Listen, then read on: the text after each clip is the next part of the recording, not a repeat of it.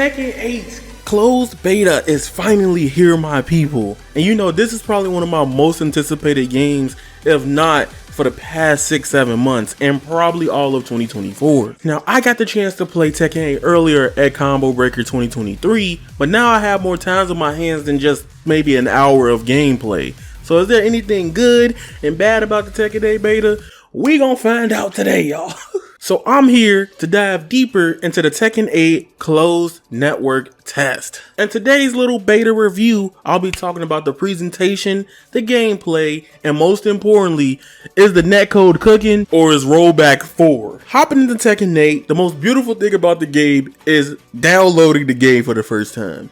You are welcomed by this wonderful screen of Kazuya Mishima, and if you hit start, you get to mess around with his head, somewhat similar to Super Mario 64. And it lets you move around in the game, you know, like a finger warmer before you get into the game. It's kind of dope. I like it a lot. I'm with it. It's funny. Number 2, Tekken 8's character select screen is beautiful. I love the whole presentation of the character select screen here. The character select theme is fire to me, bro. I love the music. The O is stuck in my head at this point, and it's only been a day. Then you got the colors. I like this little vibrant tone between red and this like black and I guess navy bluish energy they got going on. That's what I see. I'm not colorblind. It's just that's what I visually see it as right now, okay? The coolest thing about this beta, and I feel like the middle ground for betas kind of sort of changed. I was joking about it on Twitter, but there's no reason a fighting game beta should not have some basic combos at them at all. Yes, on the main menu, hit rank matches. First you pick your character and an opponent you want to probably lab against,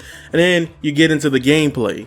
Now, you see all the other options in the training mode that they have, but for this is a beta, they don't want people learning too much, and things probably will change by the time the full game comes out. I mean, we don't even got a release date. Some of y'all tripping like, I need training mode, I need lab. This is better than most other betas when it comes to it, besides Street Fighter 6, when it comes to giving people tools to study to understand the game better. But in this beta, what was really dope about it to me was that they gave people the ability to learn how to do some combos. Most betas just give you like the characters you play and you just figure out as you go. Nah, with Tekken 8, you have combo challenges, which tells you, hey, these are some pretty good combos if you want to learn them to do. And B, you do have simple starter combos like in Tekken 7.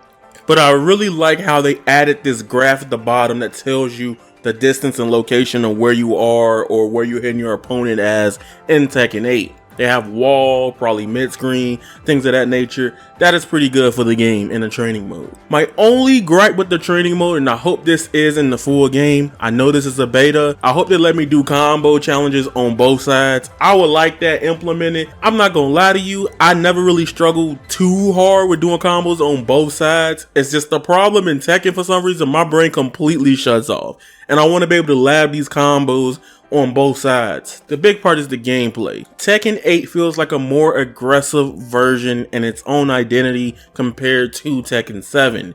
Tekken 8, the gameplay is very more aggressive than you may believe. Tekken also introduces this new mechanic called the heat system. The heat system lets players do a lot of cool things and they give out crazy situations and add even more layered combos to your character's toolkit and move set. All characters have a heat engager, pretty much a string or a move that can let them go into the heat mode.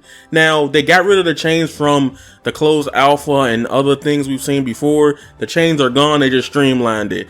Hey, you in heat? Now you can do this thing one time. Heat engager is usually a string that activates and puts your characters into heat, where pretty much you hit them and they dash forward a little bit. You also have heat dash where you can convert off that into bigger hits, and it's kind of insane. For example, Nina got bangers, and then you got freaking Oscar over here doing dive kicks with wind like she the Avatar. You got June summoning crows like she Itachi. And then you got Jin doing Wolfang fist on everybody, but it's red. I'm sorry if y'all get mad at that one. It's been in my mind all day. I had to.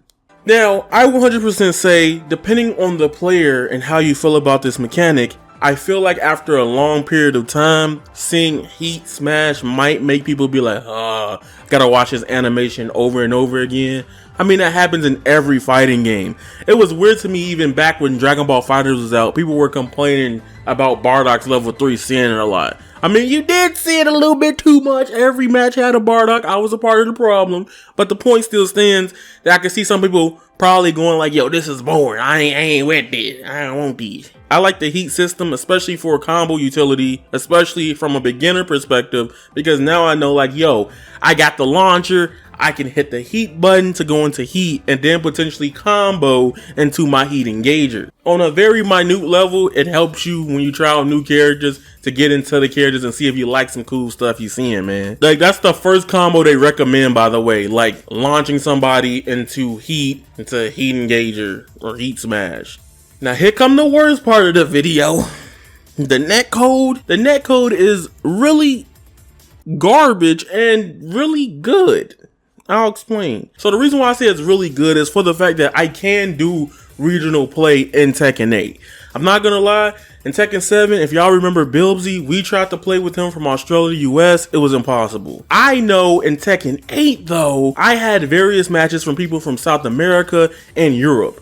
I am in the Midwest, so having that connection and that stuff go on into where it's at least playable, I gotta applaud Bandai for that. Y'all did step up the netcode 100%. So if you're gonna ask me, is it better than Tekken 7?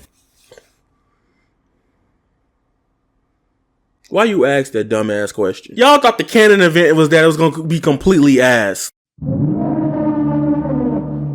You remember the rollback 3 joke Harada made? So I've had some matches and essentially I did 2 tests with Tekken 8. So I did 2 tests with Tekken 8. Number 1 was strictly on Wi-Fi. I'm sorry if you fought me on Wi-Fi. I had to do it for the content. It wasn't meaning to be like that, okay? Wi-Fi connections versus Wi-Fi connections were very horrible. But I will say most matches that I did play in, I got through them. I haven't had any disconnects. That's a one-up from a lot of other fighting game betas. That is pretty outstanding to me. Then I switched to wired as today of me recording this video. And essentially, I've gotten some better matches on wired. And the worst matches I did have in Tekken 8 was United States to Asia. That is not playable whatsoever. I fought a hard wrong and he just kept doing that shit. I was like, y'all can't be on Wi-Fi playing that character. If you play hard wrong on Wi-Fi, delete the game. Don't even buy Tekken 8. Go play something else. Go play like, I don't know. Go play Animal Crossing. Ain't nothing wrong with Animal Crossing. So yeah, they're gonna have to work on this netcode. And I'm not the only one saying this, by the way. I think the game does need a little bit more time in the oven. Hopefully, maybe by next year we do get an open beta, take a lot of feedback and stuff of that nature. That'll be really good for Tekken 8 if they want to make this. I personally think this is on the cusp of being the best Tekken, period. Oh yeah, let me talk about movement. Now, movement in Tekken 8 is very good until you backdash. Moving forward feels wonderful. I think right now double tapping forward makes you run instead of holding it. I think that's what happens in Tekken 8. And sidestepping feels so good. Like, it's almost, to my honest opinion, close to Soul Calibur's movement when it comes to sidestepping. It feels so fluid and really good. Going backwards though is garbage. It is trash. Y'all gotta fix that shit now. On Twitter, Harada did address that they're looking forward with the team on how to fix backdashing. However, I don't personally hate it though. I think what Tekken is trying to avoid people's complaints of, like, you know, the casualistic complaints like, backdash and you just punch and you run away the whole time. Believe me, there's a lot of people that believe that's the case with Tekken. And I think if they buff movement too much, they might create another Tekken 7 situation. And I don't think that's what they're aiming for with Tekken 8. I don't know. Tell me how y'all feel. If you played the Tekken 8 beta, how you feel about the movement. I want to know. Comment down below. That being said, it's your boy Avataryaya. I gave y'all the quick little rundown on Tekken 8. I'm going to talk about special style soon on this channel. I'm going to have a fun time with that. Fun time with that. But remember, you guys follow me on Twitter at Avataryaya_ if you got any more questions, or just chill out with your boy while we talk about anime games, fighting games, and all the other things. That's where you're going to see more about your boy on Twitter. And that being said, you guys are golden, and that is raw. We're on the road to 20K. Subscribe, baby. I'm out. Peace.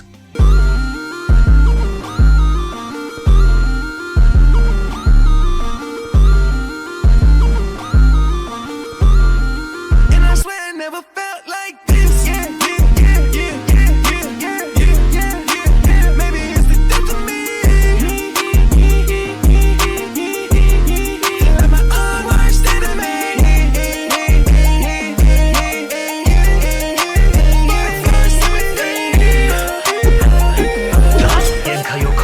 Alright, who's next? Let's see who's stronger.